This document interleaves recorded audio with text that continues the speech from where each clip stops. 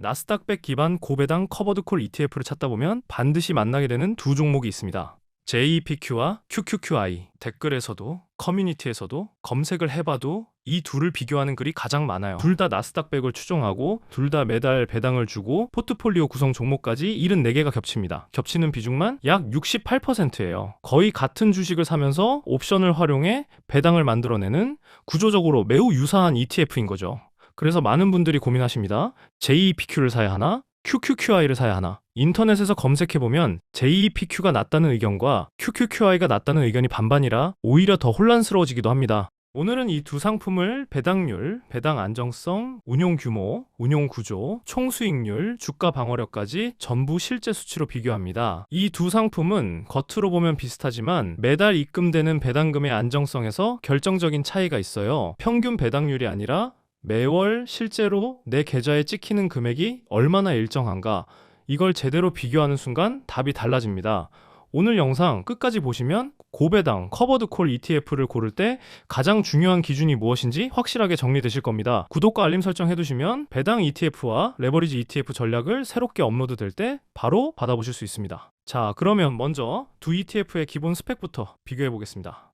먼저 두 ETF가 각각 어떤 상품인지부터 짚겠습니다. 여러분이 이 영상을 보고 계시다면 아마 둘 중 하나는 이미 들어보셨을 거예요. JEPQ는 JP모건 자산운용이 2022년 5월에 상장한 커버드콜 ETF입니다.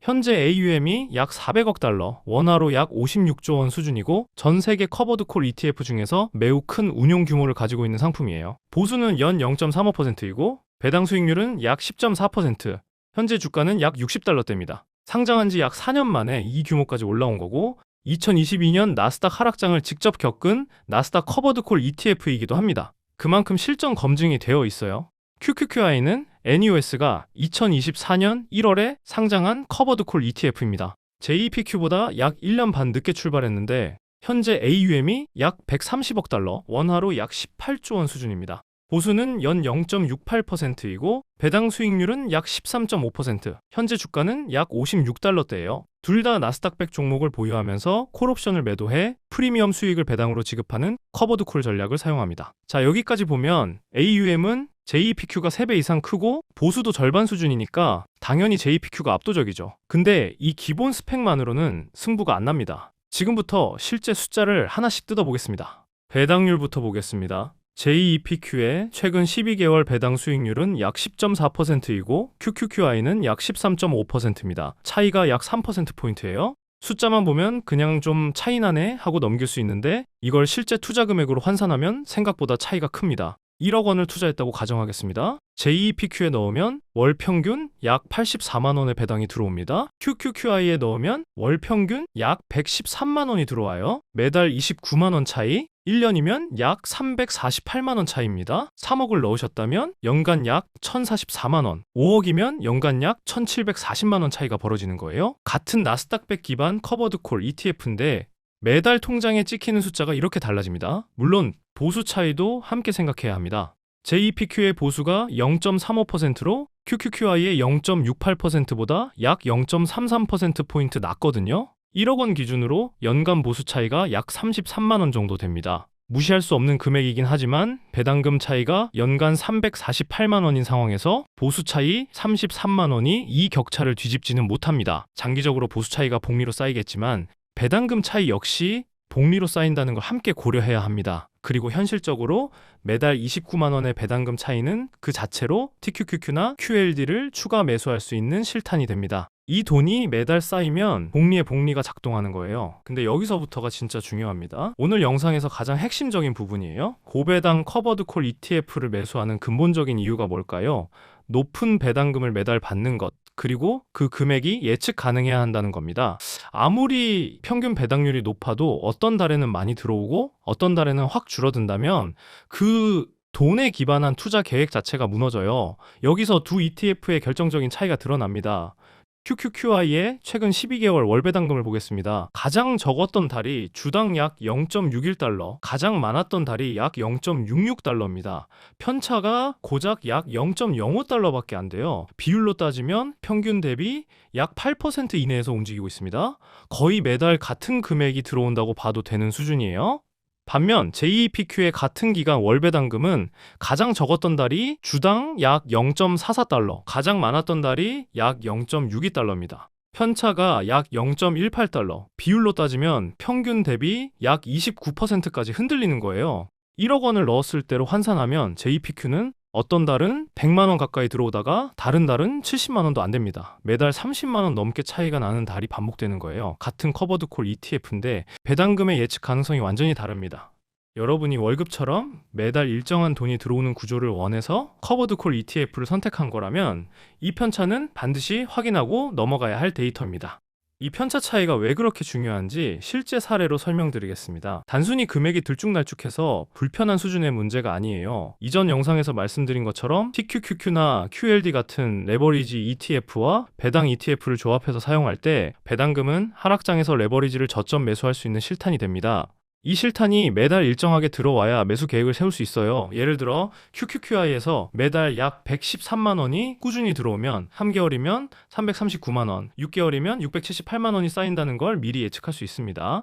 그런데 배당금이 매달 크게 변동하면 3개월 뒤에 얼마가 모여 있을지 알 수가 없어요. 분할 매수 금액을 정하는 것도 어렵고 전체 투자 전략의 실행력이 떨어집니다. QQQI는 상장 이후 약 2년 반 동안 총 28번의 배당을 지급해 왔는데 그 기간 내내 이 안정성을 유지하고 있습니다. 한두 달 반짝 안정적이었던 게 아니라 2025년 4월 나스닥 급락 구간에서도 배당금이 거의 흔들리지 않았어요. 시장이 급등하든 급락하든 구조적으로 일정한 배당을 보여주고 있는 겁니다. JEPQ도 전체 평균으로 보면 안정적인 편에 속하는 커버드콜 ETF예요. 다만 매월 실제 입금되는 금액의 편차는 QQQI에 비해 확실히 큰 편입니다. 커버드콜 ETF의 가장 핵심적인 존재 이유가 예측 가능한 현금 흐름이라는 점을 생각하면 이건 단순한 수치 차이가 아니라 상품의 본질적인 경쟁력에서 나타나는 차이라고 봐야 합니다. 왜 이런 배당금 편차 차이가 생기는 걸까요? 이건 두 ETF가 옵션 프리미엄을 수취하는 방식이 근본적으로 다르기 때문입니다. JEPQ는 JP모건이 자체 발행하는 ELN, 주식 연계 채권을 통해 간접적으로 옵션 프리미엄을 가져오는 구조예요. ELN의 수익률은 시장의 변동성 수준과 JP모건 내부의 설계 조건에 따라 매달 달라지기 때문에 배당금이 변동하게 됩니다. 쉽게 말하면 은행이 만들어주는 구조와 상품을 통해 수익을 받는 방식이에요. 반면 QQQI는 나스닥100 지수 옵션을 운용사가 직접 매도하고 관리하는 액티브 전략을 사용합니다. 옵션의 행사 가격과 만기를 시장 상황에 맞게 능동적으로 조절하면서도 전체적인 프리미엄 수치 금액을 일정한 범위 내로 유지하는 거예요. 직접 시장에서 옵션을 사고 팔면서 수익을 만드는 방식인 겁니다. 어떤 방식이 절대적으로 우월하다고 말하기는 어렵지만 결과적으로 배당금의 안정성 측면에서는 QQQI의 직접 운용 방식이 더 일관된 결과를 보여주고 있는 건 데이터가 증명하고 있습니다. 이게 결국 앞에서 확인했던 QQQI 편차 8%대 JEPQ 편차 29%의 구조적 원인인 거예요. 같은 커버드 콜이라는 이름을 쓰지만 내부에서 돈을 만들어내는 방식 자체가 다르니까 배당금의 안정성이라는 결과물도 달라지는 겁니다. 운용사 비교도 빠질 수 없겠죠. JEPQ를 운용하는 JP모건 자산운용은 전 세계 최대급 자산운용사입니다. 운용 자산만 수조 달러 규모이고 기관 투자자부터 개인 투자자까지 전방위로 커버하는 회사예요. 이름값만으로도 투자자들에게 신뢰감을 주는 회사이고 JEPQ는 2022년에 출시된 이후 급격하게 성장해서 현재 AUM이 약 407억 달러에 달합니다. 이건 그만큼 많은 투자자들이 JP모건의 브랜드와 운용 능력을 신뢰하고 이 상품을 선택했다는 증거입니다. 반면 QQQI를 운용하는 NEOS는 옵션 기반 ETF에 특화된 전문 운용사입니다. 규모로 비교하면 당연히 JP모건에 비할 바가 아닙니다. 하지만 한 분야에 집중하는 전문 운용사가 특정 영역에서 더 높은 성과를 내는 건 금융시장에서 매우 흔한 일이에요. 그리고 시장의 실제 평가는 결국 자금 유입으로 나타납니다. QQQI는 상장 2년 반도 안 되는 기간에 AUM 130억 달러를 돌파했고 최근 1년간 유입된 자금만 약 93억 달러에 달합니다. 원화로 13조 원이 넘는 돈이 1년 만에 몰린 거예요. 2025년 ETF.com 최우수 신규 액티브 ETF로 선정된 것까지 업계와 시장 모두가 이 상품의 구조적 장점을 인정하고 있다는 걸 숫자가 보여줍니다. 이제 실제 성과를 비교해 보겠습니다. 두 ETF를 동일 기간에 비교해야 공정하니까 QQQI가 상장된 2024년 1월 이후 기준으로 보겠습니다. 배당 재투자 기준 연환산 총수익률이 QQQI 약 20.9%, JEPQ 약 19.5%입니다. QQQI가 근소하게 앞서고 있어요. 약 1.4%포인트 차이인데 이건 보수 차이 0.33%포인트를 감안해도 QQQI의 높은 배당률이 총 수익률에서 유의미한 우위를 만들어내고 있다는 뜻입니다. 주가 방어력을 보면 베타 수치가 QQQI 약 0.87에서 0.92, JEPQ는 약 0.76에서 0.78 수준입니다. 베타가 높다는 건 나스닥백의 움직임을 더 크게 따라간다는 의미예요. 이론적으로는 하락장에서 QQQI가 더 많이 빠져야 합니다. 하지만 실제 데이터를 보면 최대 낙폭 기준으로 QQQI가 약 24.3%, JEPQ가 약 24.2%로 거의 차이가 없었어요. 베타가 더 높은데도 실제 하락폭은 비슷했다는 건 QQQI의 액티브 옵션 전략이 하락 구간에서도 효과적으로 방어하고 있다는 의미입니다. 결과적으로 주가 방어력은 사실상 동급이면서 총 수익률에서는 QQQI가 배당 덕분에 약간의 우위를 가져가고 있는 구도입니다. 물론 QQQI의 트랙 레코드가 아직 2년 반 정도로 짧은 편이기 때문에 이 데이터가 절대적이라고 말하긴 어렵습니다. 하지만 현재까지의 수치만 놓고 보면 보수가 더 비싼 QQQI가 총 수익률에서도 앞서고 있다는 건 의미 있는 결과입니다. 여기서 한 발 물러서서 근본적인 질문으로 돌아가 보겠습니다. 우리가 고배당 커버드 콜 ETF를 사는 이유가 뭘까요? QQQ나 SPY처럼 주가 상승만 바라보는 게 아니라 매달 실제로 현금이 계좌에 쌓이는 구조를 원하기 때문입니다. 특히 레버리지 ETF와 조합해서 사용한다면 하락장에서 매달 쌓이는 배당금이 곧 레버리지를 저점에서 다시 매수할 수 있는 기회가 됩니다. 이전 영상에서 다뤘던 순환 구조의 핵심이에요. 그래서 고배당 커버드 콜 ETF를 선택할 때 첫째, 배당금의 절대적인 크기, 같은 금액을 넣었을 때 매달 얼마가 내 계좌에 찍히느냐. 둘째, 배당금의 안정성, 그 금액이 매달 얼마나 일정하게 유지되느냐. 보수나 운용사 규모도 당연히 고려사항이지만 커버드 콜 ETF를 사는 본질적인 이유를 생각하면 이건 부차적인 요소입니다. 배당금이 크고 안정적이어야 그 돈으로 투자 전략을 실행할 수 있고 그래야 포트폴리오 전체가 돌아갑니다.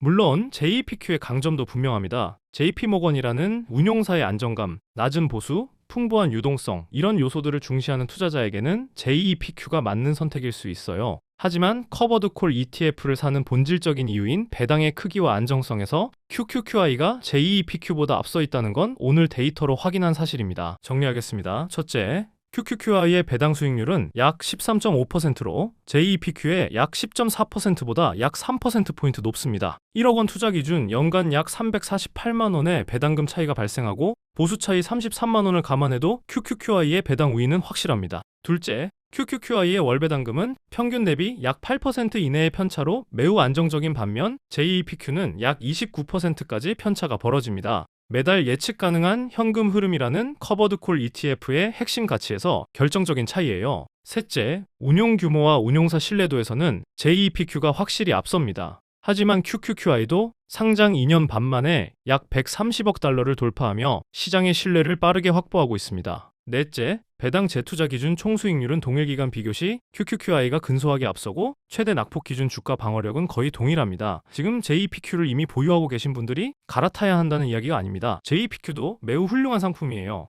다만 고배당 커버드 콜 ETF를 새로 편입하시려는 분이라면 매달 안정적인 현금 흐름이라는 이 상품군의 본질적인 가치를 기준으로 봤을 때 QQQI가 더 적합한 선택이 될 수 있다는 겁니다.